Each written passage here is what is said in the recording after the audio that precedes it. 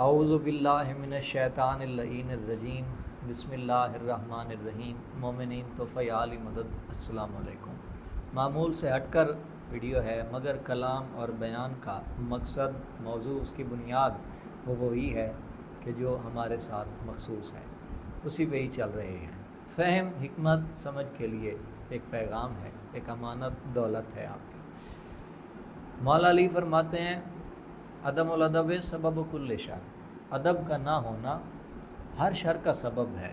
ادب اتنا پسند ہے امیر المومنین باب العلم باب الحکمت کو، اور سرکار نے ہی فرمایا ہے الادب والدین و نتیجۃ العقل، ادب اور دین عقل کا نتیجہ ہے۔ یہ ادب کی پہچان ہے۔ دین بھی عقل کا نتیجہ ہے، یعنی بات سمجھ آتی ہے کہ بات ہونی ہی عقل کی چاہیے، جہالت کی نہیں، فضول بات نہیں۔ ویسے ہی ادب بھی عقل کا ہی نتیجہ ہے، اسی لیے دین میں ادب کو اپنایا گیا۔ ہم نے آج بات کرنی ہے شاعری مذہب میں، اور شاعری مذہب والے، مذہب کے وارثوں یعنی اہل بیت کو کیوں پسند ہے، اور کون سی شاعری ہے جو پسند نہیں کی گئی۔ جو پسند ہے تو آخر اس میں کیا ہے؟ کچھ تو بات ہے جو سمجھنے کی ہے۔ ادب اس کا مقام، اس کی منزلت وہ بتا دی گئی کہ یہ عقل کا نتیجہ ہے دین کے، جیسے اتنی پیاری چیز ہے، اور یہ ادب نہ ہو تو یہ ہر شر کا سبب ہے۔ امام جعفر صادق علیہ السلام سے پوچھا گیا کہ مولا ادب کسے کہتے ہیں؟ فرمایا علم اور اخلاق کو ادب کہتے ہیں، یعنی ادب علم بھی لائے گا۔ اب ادب میں فصاحت و بلاغت میں بات پہنچائی جاتی ہے۔ ادب کا معنی یہی ہے کہ مکمل بات کرنا جس میں کوئی کمی نہ رہ جائے، یعنی مکمل بات پہنچا دینا۔ ادب کا حسن یہی ہے، ادب کی ریاضی، ادب کی حکمت، ادب کا فلسفہ، اس کی پہچان، اس کا خمیر، اس کا وجود، اس کا مقصد یہی ہے۔ اس لیے اس کی پسند کی پہچان انسان میں رکھی گئی۔ آپ اسے حس کہیں یا جوہر کہیں، مادہ کہیں، وہ انسان میں رکھا گیا اسے پسند کرنے کے لیے، کہ اس کا تعلق سراسر غور و فکر، عقل اور فہم سے، پہچان سے ہوتا ہے۔ شاعری کو، ادب کو کیوں پسند کیا گیا؟ دین میں، حسینیت میں، ولایت میں، امام زمانہ علیہ السلام کی ذات کی بارگاہ میں اسے کیوں پسند کیا گیا؟ جب مولا سجاد علیہ السلام قید سے رہا ہو کے کربلا سے ہوتے ہوئے مدینہ واپس پہنچے تو بشیر جو ان کے ساتھ تھا، جسے بشیر مہاری کہا جاتا ہے، وہ شاعر تھا۔ مولا نے فرمایا تم شعر کہتے ہو؟ کہا جی مولا۔ فرمایا جاؤ پھر تم مدینے میں ہماری واپسی کا اعلان کرو، اور اس نے آ کے اشعار کہیں۔ شاعری میں مولا نے اعلان کروایا، اپنا ذکر شاعری میں کروایا۔ کربلا میں امام حسین علیہ السلام کے جسد اطہر، لاش اطہر پر، پامال لاشہ پر جناب ام کلثوم سلام اللہ علیہا جل جلالہ شہزادی نے مرثیہ کہا۔ شہزادی کے اور بھی مرثی ہیں، سیدانیوں نے مرثیے کہے، یعنی شاعری میں حسین کا ذکر ہوا۔ ائمہ نے، اہل بیت نے شاعری میں ذکر کی ابتدا رکھی، ذکر حسین، مجلس حسین کی۔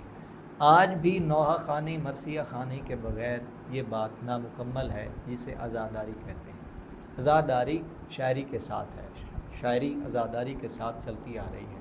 یہ عزادار ہی ہے جسے شاعری کہتے ہیں۔ اس ادب کو عزاداری آتی ہے، اس میں وہ معرفت ہے۔ مولا حسین علیہ السلام سے ایک بندے نے پوچھا مولا آپ کی مستورات کم بچوں کی مائیں اور ہماری عورتیں زیادہ بچے دیتی ہیں، اس کی کیا وجہ ہے؟ ایک تسلسل کے ساتھ وہ سوال کر رہا تھا، ان میں ایک سوال یہ تھا۔ مولا حسین علیہ السلام امام ہیں، قرآن کے ساتھ بولتے ہیں، قرآن سے بولتے ہیں، ان کا بولا ہی قرآن ہے، تو مولا قرآن سے جواب دیتے ہیں، لیکن یا مولا نے نہ آیت پڑھی، نہ اپنے نانا کی، اپنے بابا کی کوئی حدیث یا والدہ کی۔ تو مولا نے جو فرمایا، کیونکہ وہ خود ناطق قرآن ہے، اس کا مطلب وہ قرآن سے ہی ہے، قرآن کی تائید ہے اس میں۔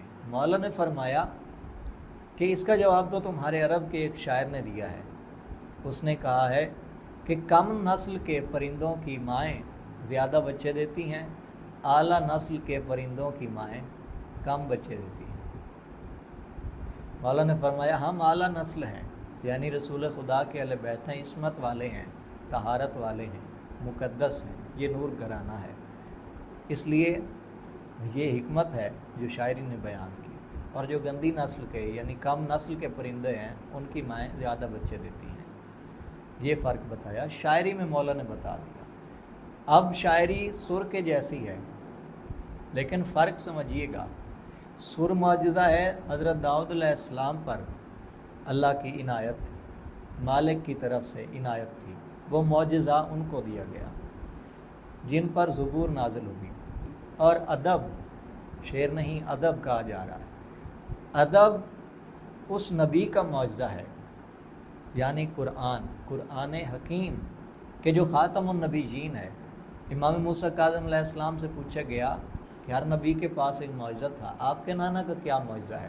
سرکار نے فرمایا ہمارے نانا کا معجزہ قرآن ہے، کیونکہ عرب ادب میں بازی لے جانا چاہتے تھے، لے جانا جانتے تھے، اس چیز کے وہ قائل تھے، ان میں یہ چیز رائج تھی۔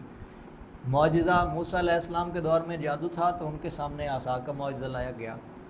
اب رسالت مآب سرکار صلی اللہ علیہ وآلہ وسلم کے ہاں کیونکہ زبان یہ عروج پر تھی، وہ شعر کہتے تھے، فصاحت و بلاغت کے عادی اور قائل تھے، تو ان کے مقابلے میں معجزہ آیا قرآن۔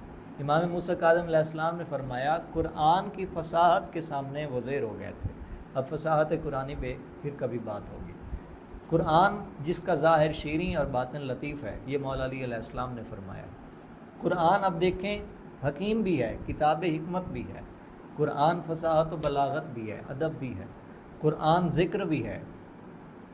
وما علمناہ الشعر وما ینبغی لہ ان ہو الا ذکر و قرآن مبین، قرآن ذکر بھی ہے، قرآن مبین، گو کہ اس کی تفسیر میں مولا علی ہی آئیں گے۔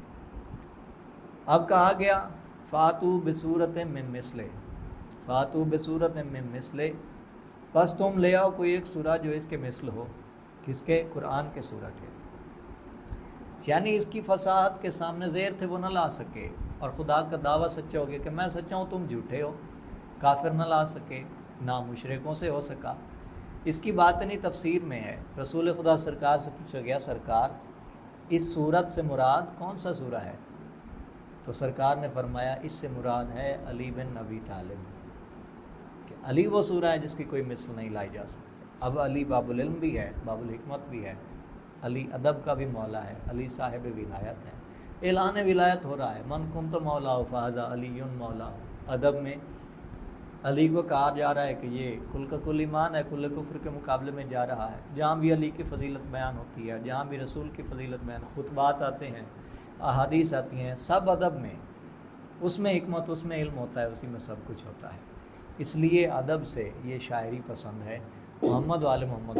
اب سر غنا کا حرام ہے، اسی طرح شاعری بھی وہ حرام ہے جو لغو ہے، جو لہو لعب سے منسوب ہے۔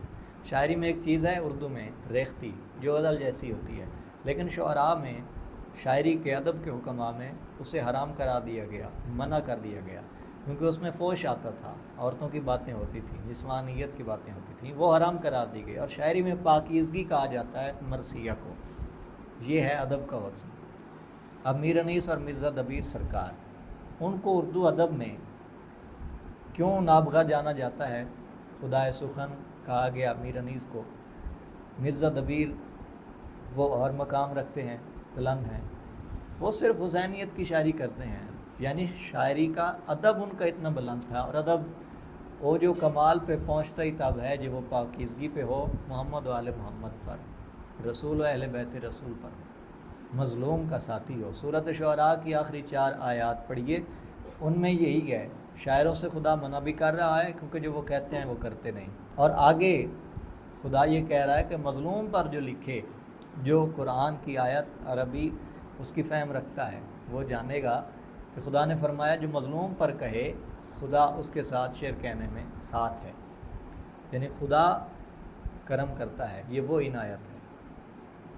یہ ہے شاعری کا مقام، اس لیے شاعری پسند ہے محمد وآل محمد کو۔ اس بلاغت میں جو چیز آتی ہے، اس فصاحت میں جو چیز آتی ہے، وہ بے مثال اور حسین عظیم ہوتی ہے۔ جیسے حقیر کا ایک شعر ہے، سر آنکھوں پہ عزاداروں کو آداب حسین، سر آنکھوں پہ عزاداروں کو آداب حسین، سجدہ کو تو نگاہوں کو ہے ایک باب حسین۔ اس میں ایک مکمل بات پہنچ جاتی ہے۔ یہ ہے شاعری کا مقام، ذکر رسول و آل رسول کے لیے صلی اللہ علیہ وآلہ وسلم۔ اس لیے شاعری اور شعراء ہم کو پسند ہیں، اور شاعر معجزے سے بنائے گئے، شاعر کو معجزے سے بنایا گیا۔ شعر کہتا تھا مگر وہ لغو کے شعر تھے، حرام شعر تھے۔ معصوم نے اسے فرمایا ہماری ذات پر شرک ہو، کہا نہیں کہنا جانتا۔ معصوم نے معجزے سے اسے اپنی ذات پر کہنے کے لیے شاعری عطا کی۔ یہ وہ چیز ہے۔ والسلام یا علیکم۔